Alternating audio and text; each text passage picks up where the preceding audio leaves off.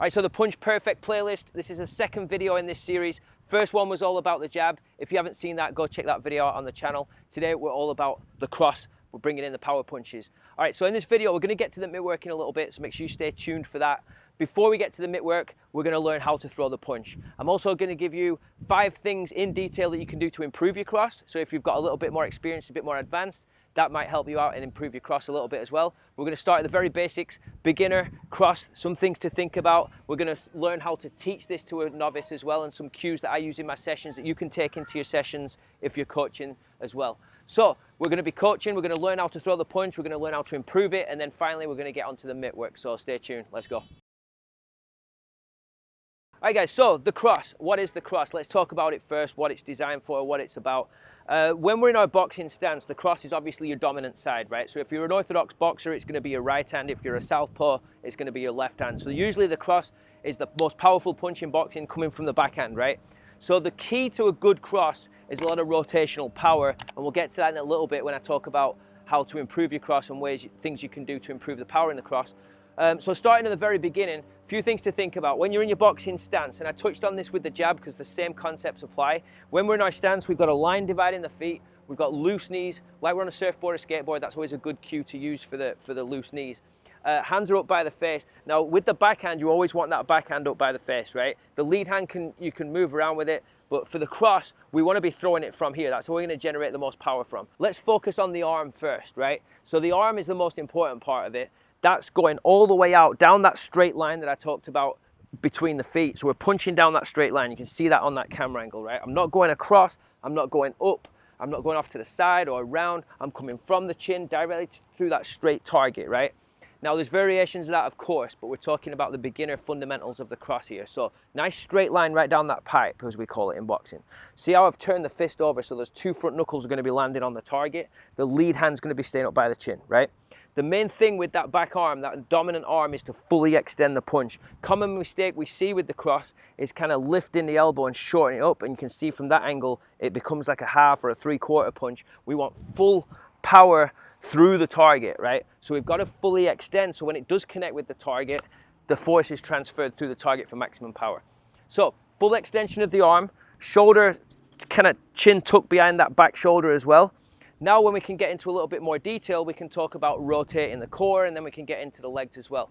That can all be taught in sessions down the line. Today I want to give you the very, very basics and fundamentals of the punch. Later on in the video, we're going to break that down in a coaching session, so you'll see how that plays out with an actual client. All right, so just a quick recap on the cross. Again, dominant side, we're fully extending the arm, we're turning the fist over flat, lead hands up by the chin, shoulder protracts, it goes through the target, and then we whip it right back. That's something that's often forgotten with punch tutorials and technique, is we recoil at the same speed, right? So if I throw the cross at this speed, I come back at the same speed. If I whip it and throw it with speed and force, we've got to recoil at the same speed as well. So don't forget, protract the shoulder and then get right back to that neutral boxing stance where we're 50-50 and on balance as soon as you can. So the main takeaways from this beginner tutorial, before we get a little bit more advanced: turn the fist over, fully extend the arm, and bring the hand right back to the chin. Make sure the non-punching hand is up by the chin as well. So all the way out, all the way back. That's the main thing you need to focus on as far as the arm. Now we're going to get into a little bit more detail when we bring it in, when we're teaching a beginner, but we're still going to keep it real simple, and I'm also going to give you some cues you can use as well. So stay tuned for that. So 5 ways you can improve the power and the technique of your cross. Obviously technique comes first, that's going to generate the power, right? So in your cross training, whenever you're in the gym and you're not doing a boxing session, if you're doing your strength work, your cross training or whatever it is, the main thing that you can do to improve the cross is core strength, especially rotational core strength. That's the main movement pattern with that cross, right?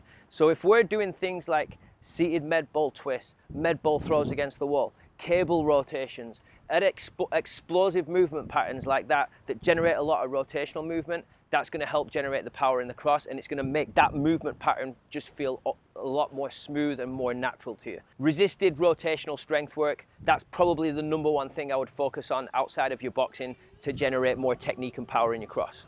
Second tip for getting more power in your cross is think about the lead shoulder. So if I'm in my boxing stance right here, what I want you to think about is pulling the lead shoulder backwards, right? So if you can think about if you were pulling something from your lead side and you're pulling that back and really snapping that shoulder back, that's going to help you whip that back shoulder through.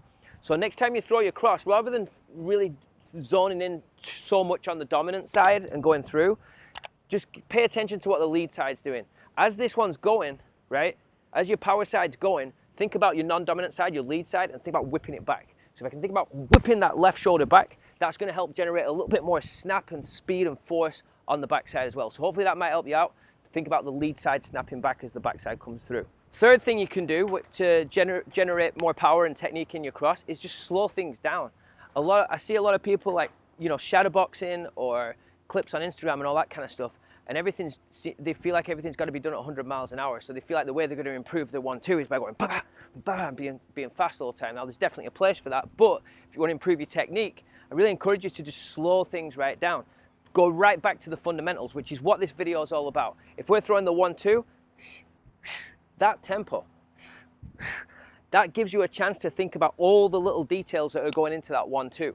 The rotation of the hip, the full extension of the arm, the rotation of the fist. It gives you a chance to just kind of review it in your brain too, because you can see it and you can feel it a lot more if you slow things down. So tip number 3 for better technique and more power in your cross is slow things down a little bit. Number 4, accuracy. A lot of 1-2s, and sometimes coaches can tend to hold the mitts real wide, and our 1-2 starts getting like this.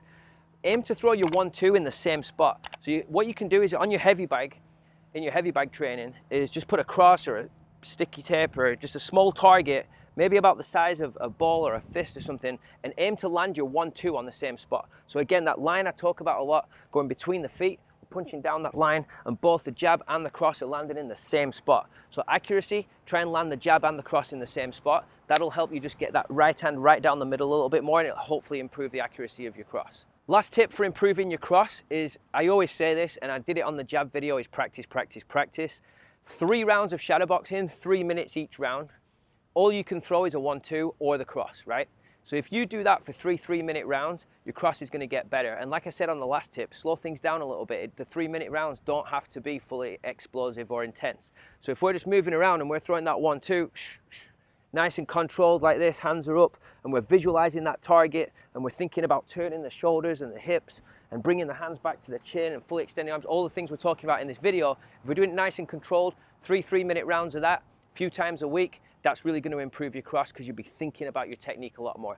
Also, in those shadow boxing rounds, you can only throw the jab and the cross, right? You can mix up your combos, but try leading with your cross so you're not so reliant on that jab to set it up. So you're in your boxing stance 50-50, and we're thinking about shifting that weight through to the front side a little bit. And we're going to get into that in the teaching, all the way out, all the way back. So we're moving around, be on balance, think about your foot placement, let that cross go nice and controlled. 3 3-minute rounds, a few times a week, just on the 1-2 and the cross.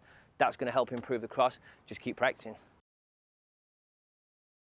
All right, so the coaching. So in this section, we're coaching a beginner, a first timer. We're going to teach them the cross. How do we do that? In this next section, I'm going to give you a system. So basically a simple set of cues and an order for teaching that's going to really help you when you're coaching novices how to teach this cross. It's going to help them understand it a lot quicker and a lot easier. This is the system I would use with beginners, and I've done for years, and it works and it's really effective. So going back to the jab video, if you haven't seen that, check that out, because we're revisiting the same system here before we get to the cross. So I always recommend kind of running through this system first before you get to the cross.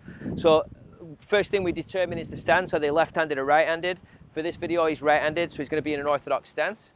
So for the stance, here's how we coach it. The main cues we're doing for the stance, and obviously this stuff is really important for building up towards that cross, right? So main thing we're going to focus on first is the feet. So I've got the line on the ground, 1 foot either side, front foot pointing at 1 o'clock, back foot pointing at 2 o'clock. Loose knees like we're on a surfboard or skateboard. I've touched on this before. We don't want to say bent knees. People tend to bend the knees and get too low, right? So we say loose knees so they kind of stay in that boxing stance. Hands up by the face, make a fist. We want hands either side of the face, elbows down, right? We don't need to get too complicated with that. After that, we're going to work on basic movement. So when you move forward, you're going to move your front foot first like that. When you move back, we're going to move back foot first like this, right? Keeping the feet shoulder width apart. That's all we really need to say with that. But let them practice it a little bit. So a couple of steps forward, a couple of steps back. Right, okay. I don't want to spend too much time on this in this video because we're focusing on the cross, but just a quick recap on that system for the stance and the movement first. Then we go into the jab. Jab is your lead hand. We explain that. If you need that, It's all in the jab video. So make sure you teach that again before you get to the cross. So we're extending the arm all the way out, coming all the way back. So we've drilled the jab. So we get through the stance, the movement, and the jab, right? Now we get to the cross. So the cross, this is where we can give them a little bit of detail. So first off, we want to explain what the cross is. We can't assume a beginner or a novice knows what a cross is. So the way I'm going to coach it is I'm going to explain to them the cross is your dominant side, so it's going to be your right hand.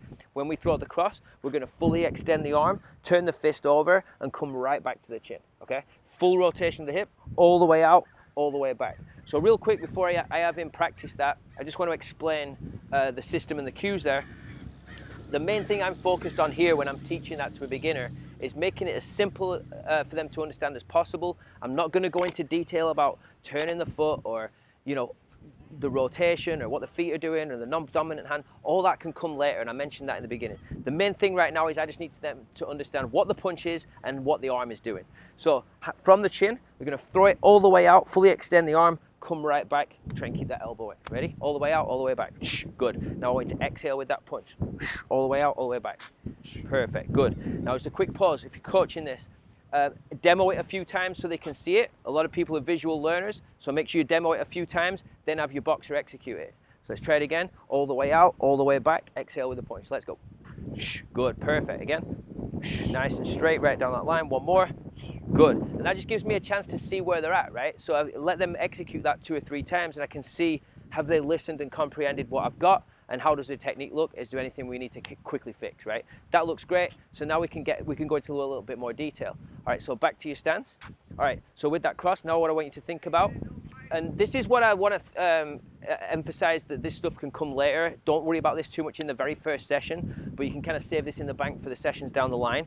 One thing I like to think about and teach with the cross for people that struggle with core rotation is think of your right dominant side, your shoulder, your hip, and your foot as one unit. When you throw the punch, let them all rotate together and back. And that's going to help them kind of like think of it as a unit rather than overthinking what the foot or the hip are doing. If you think of it as one unit, you kind of get it all moving together. All right, so all the way out, all the way back, shoulder, hip, and foot together. Go. Good. And again. Good. Looks good. All right, so that's something else you can add into your sessions. From there, once we've kind of got that and we've got that confidence that they understand it and they can execute it pretty well, now we can bring in the jab and make it a combination, right? So we're going to give them the basic 1-2 combination. All right, so now what we're going to do is we're going to put it into a combination. So we're going to start with the jab, fully extend, slight hip turn. So all the same cues in the jab video apply right here. As the jab's coming back, we're going to rotate the power side, the back side, and extend the arm and come all the way back to the chin, right? So now the rhythm is going to be a 1-2, back to the chin. 1-2, back to the chin, and back in that neutral boxing stance. Let's try that. 1-2. Good. So 1 is your lead hand, 2 is your backhand or your dominant side. Let's go. 1-2, 1-2. Good. And again, 1-2. Nice. Good. And just making sure that lead hand comes right back to the chin as you throw the 2. Go. 1-2. Perfect. Nice. Make sure you fully extend the arms.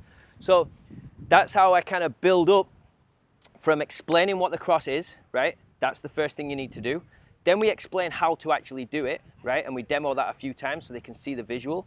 Then they execute that a little bit. Then we can bring in the 1-2 to help them kind of set it up with the jab. So that's how I would start with a beginner.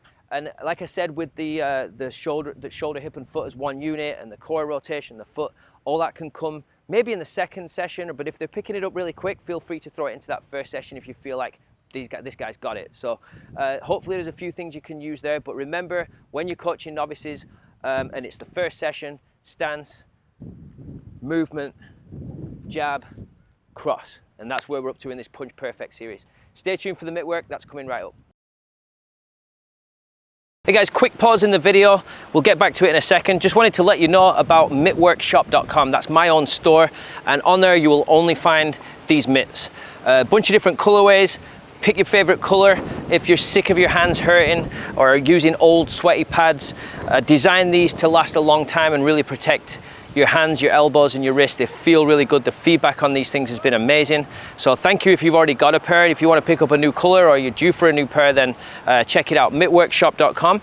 You can put in code GLENVIP, GLENN VIP. That'll give you free shipping wherever you are in the world. So check that out. The link is in the description below, mittworkshop.com. There's a ton of new colors, and the summer collection was just released, so check the design out on those. But yeah, if you've seen my mitts in the videos, you're unsure where to get them or you're interested in them, that's where you're going to get them, is mittworkshop.com. All right, back to the video. All right, so we've got the mitts on. How do we catch the cross on the mitts? I've done a couple of videos on this, but we're going to start with the 1-2, right? That builds the confidence, because once that jab's in there, it's a lot easier to execute that cross.